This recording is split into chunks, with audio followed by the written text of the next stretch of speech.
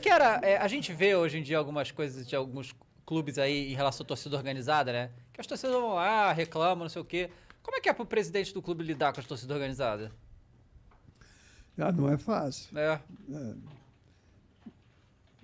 Porque você vem de um histórico. Os caras te amavam, né? Quando você era jogador, né? O que eu procurei fazer no período que eu estava à frente do Vasco é ter uma relação de respeito, de troca, dentro daquilo que se podia fazer, você atender dentro de uma demanda, mas nunca de troca de favores, eu vou te ajudar aqui, nunca. E, para ter uma ideia, eu nunca sentei com torcida organizada para discutir alguma coisa de Vasco. Eu respeito a posição do torcedor, acho que ele é importante, sempre importante dentro do processo. E aí você tem situações que pô... Então, sempre a gente tinha uma linha dentro do clube, principalmente em jogos em São Januário, essa coisa toda, era super bem tranquila, porque a gente tinha uma forma de você atender, né, mas atender dentro de uma realidade, dentro daquilo que não venha a prejudicar o Vasco, e ao mesmo tempo eles tinham uma participação, eles pagavam um valor, entendeu? Um valor que cabia ao Vasco, né, não ajudá-los, mas o ingresso custa R$10.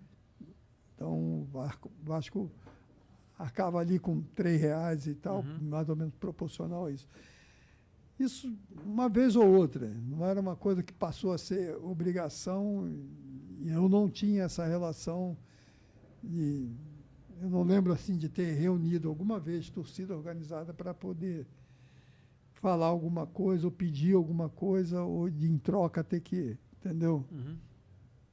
Então, parece saudável isso, porque também ceder a vontade do torcedor o tempo inteiro não parece ser uma isso atitude... gera uma situação, porque com todo respeito às torcidas, você tem torcidas e torcidas.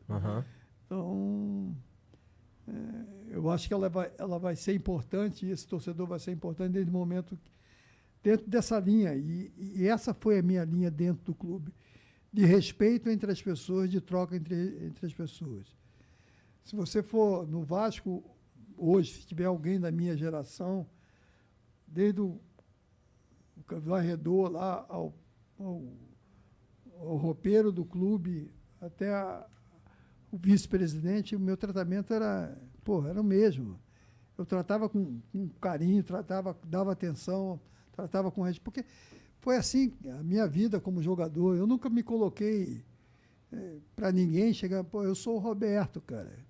Você fala, hoje eu posso falar, porque eu já parei de jogar não sei quanto tempo. E sinceramente, eu hoje torço para que um outro jogador chegue a essa minha marca, porque é difícil, até em razão do tempo que você jogou no mesmo clube, ou no clube, né? Porque normalmente, o caso do Gabigol saiu, voltou, e hoje o jogador, quando começa a se destacar dentro de um grande clube, ele vai Já embora. vai, Entendeu? Então, a diferença também é essa, de você sair e não permanecer.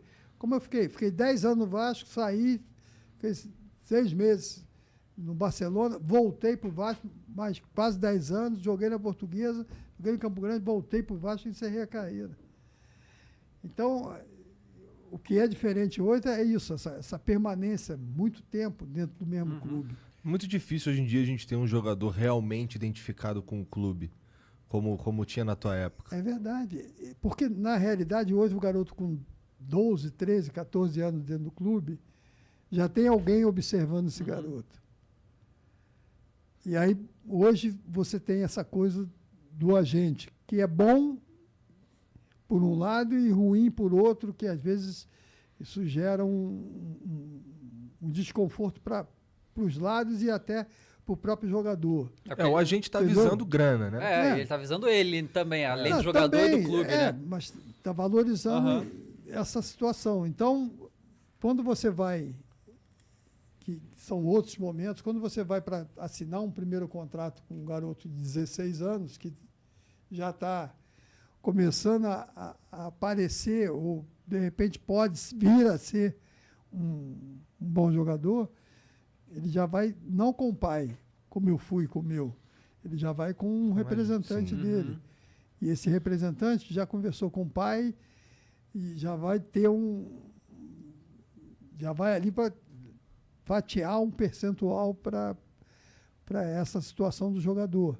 Por isso que eu considero até importante isso, essa parte administrativa e financeira do clube, porque o Flamengo consegue até fazer isso, na hora de conversar com alguém, ele está lá em cima, num patamar lá em cima, entendeu? Por que que muitas das vezes os clubes, como o caso do Vasco e de outros clubes, têm essa dificuldade? Porque a situação, tipo, é negra, é preta, você tem carência, você tem dificuldade financeira, e aí quando alguém apresenta alguma coisa, e hoje o mercado está muito assim, né?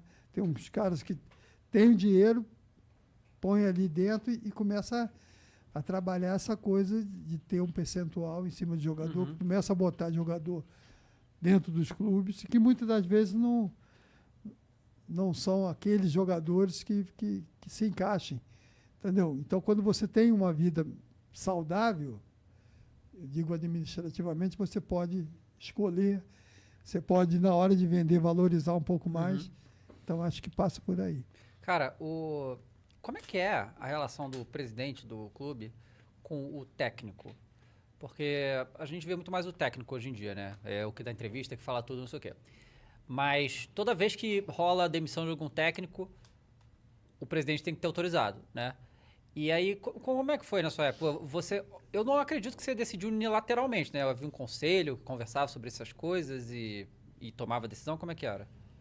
Não, você tem o regime presidencialista, mas você tem, dentro dessa coisa do futebol, você tem pessoas. Tem um vice de futebol, um vice-presidente de futebol, mas você tem... Aí entra já uma pessoa que está ligada diretamente ao futebol, né? E aí você tem técnicos, tem comissão, tem essa coisa de jogadores e tal.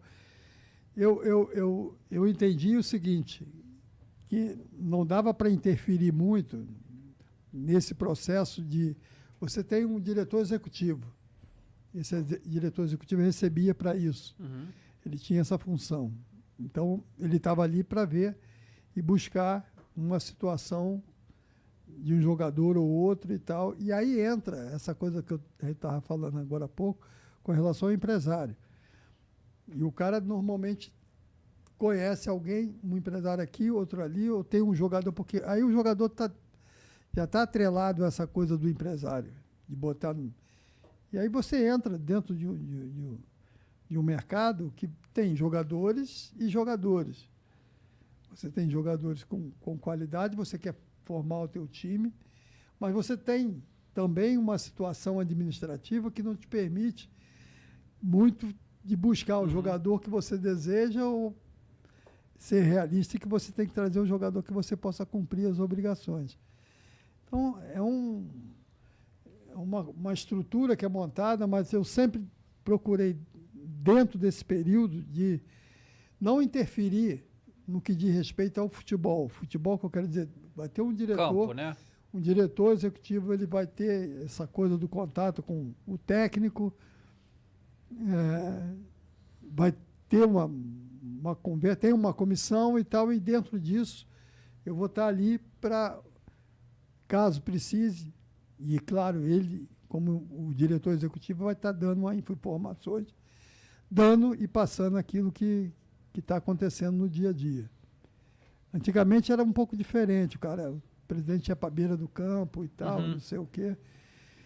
Então, eu achei que esse caminho seria o caminho ideal para você estar ali, estar participando e, ao mesmo tempo, vivendo e vendo a coisa do futebol. Porque eu fui jogador, se eu começasse a entrar numa área que, sabe, de querer dar opinião no que diz respeito A, B ou C. É claro que a decisão de um jogador ou outro passava pela gente, mas eu sempre dava autonomia para que as pessoas que estavam ali pudessem tocar. Entendi. Cara, mas quem foram os treinadores da tua época que estavam contigo no Vasco? Eu tive um período bom